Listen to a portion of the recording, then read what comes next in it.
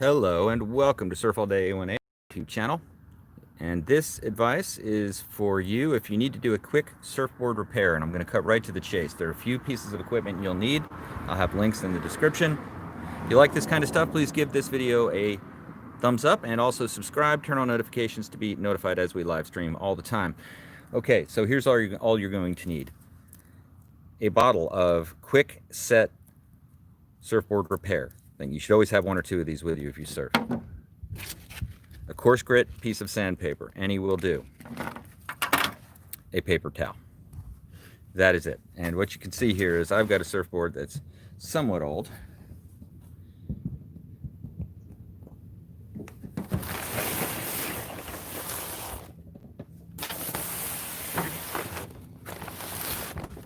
But oh so nice. That board is a winner for a day like today. It's a paddle machine, it's fun, it turns. And I am actually a 50-year-old man, so I can surf it very well, I think, for my age. In other words, enjoy it, and that's all I mean by that, is enjoy it. Okay, so let's see. I'm going to demonstrate on this one, and I'm not even going to take the leash off. Let's not overcomplicate it. I'm just going to demonstrate what I do. Stand by with this. This is the first time I'm using this approach for live streaming. But, okay, first thing is you just clear off the area. And I figured while I'm doing this, I'm going to do it anyway, getting ready to go out for a surf. Why not depict this? Now, I use a very careful keychain instrument to see if there's anything in there that needs to come out that's loose. I think it's good that you get a solid, you see with my fingernail I can almost pick away, but I'm not going to go crazy because I'm just going to end up beating it up, and the real repair will come later when I take this thing in for a quick kind of ding overhaul eventually. But this isn't that. This is just get me through today.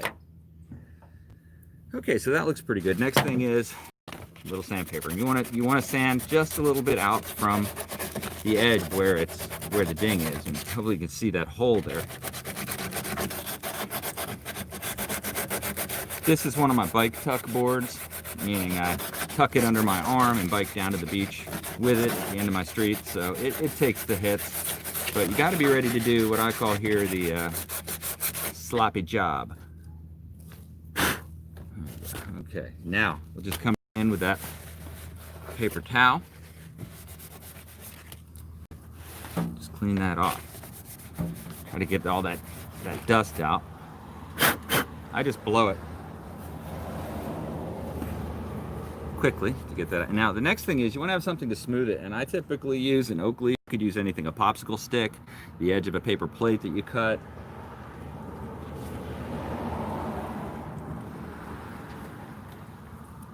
Now the disadvantage of using oak leaves is that you may get one that's covered with dirt, so you just want to get one that's clean.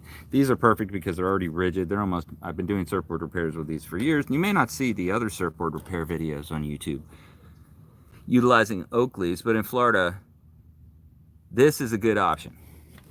Chances are this time of year you have a few oak leaves around. I'm just going to use it to smooth, but really all I need to do is get it on there, have it be relatively smooth. Okay, this thing is sealed. Not really. Okay, get rid of that. Don't want to get any of this stuff on my hand. And I'm even, I don't know if you can see, it's already around the edge. I'm going to wipe that off. I don't want to start to make a huge mess. This is advice from many years of making a huge mess. It will get dirty again, but this way it's not just dripping everywhere. Okay, now this stuff cures in the sun, so I put this up on top of the board so that stuff I just wiped off will become solid. And the main thing is I want to squirt it inside this space, this void here, so that there's no, preferably air bubbles, but you're already, this kind of sloppy job, like I call it, is just a stopgap thing. You're not making a rock solid forever repair here, but you're enabling it so that no more water is going to get in that way. You stop the bleeding. You can see this technique I'm using is basically just to get it on there. Spread it out roughly at first. Then we take the oak leaf And I go from the bottom. One of the things I like to do is to try to maintain having that bottom edge after the repair. You know, to me that's important. That's your turning surface. We want that to be flat. So in this case, this is epoxy polysafe quick setting patch kit. It will, ooh, it's already setting up. See that? Okay, yeah, it sets up so quickly. So I'm done messing with it. I'm not going to mess with it anymore. In fact, I just made it a little rough on the top there, if you see, by over messing with it. But it doesn't need to be more complicated than that. What you want to get is, you want to get that hole sealed, and you don't want to mess up the bottom edge, certainly, or the, you know, or the roundness of it. But I'm just not going to mess with it anymore. I can hit it with some sandpaper later. But the only next thing to do now is just to leave it out in the sun. And by evidence of how quickly that's set up, I mean, that was already setting up and I had to stop because I was going to screw the whole thing up. It was already setting up. And just to be cool, I'm going to take off this leash. Because I realized the other side's dinged also. As you might imagine, this is not the first sloppy repair I've made on this thing. I'm going to try to elevate this a bit so you can see.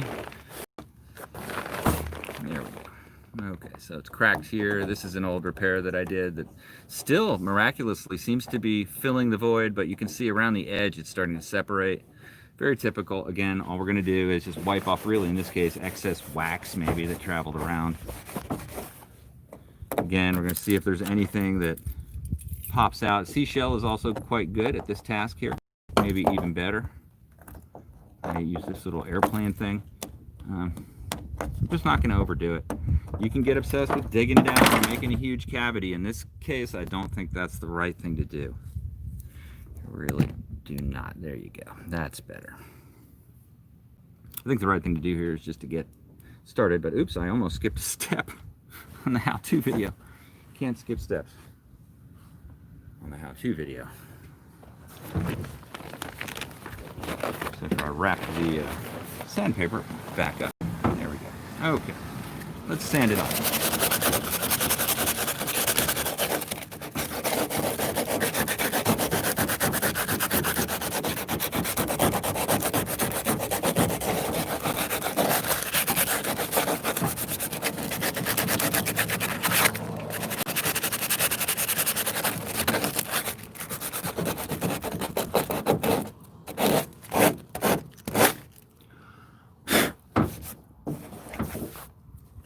Okay, that looks pretty good.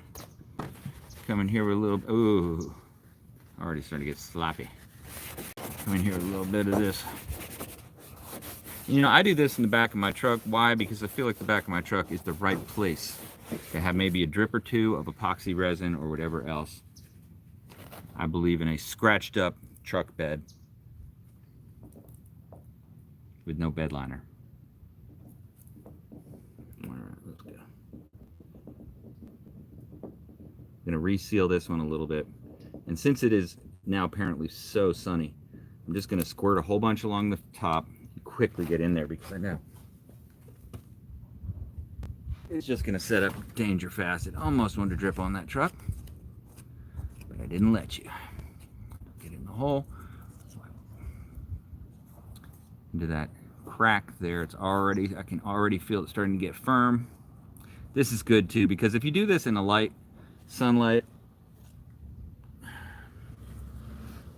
it's making sure there's no drips, no bumps. I look around the whole perimeter and try to get those off, and now I can see it's our, now we're there. I don't know how many seconds that was. You can tell me in the comments how many seconds it took for that to shore up, but in this November Florida sun, it's already set. So whatever shape it is, that's what it's going to be. And I can hit it with a little bit of sandpaper before, but you don't want to destabilize that surface because that's really what's going to make the repair last. See, the last one I did lasted pretty long, but you know, with a bike board, I think you're going to, or truck bed of the truck board, I keep it in this cover, but even so, it takes the hit.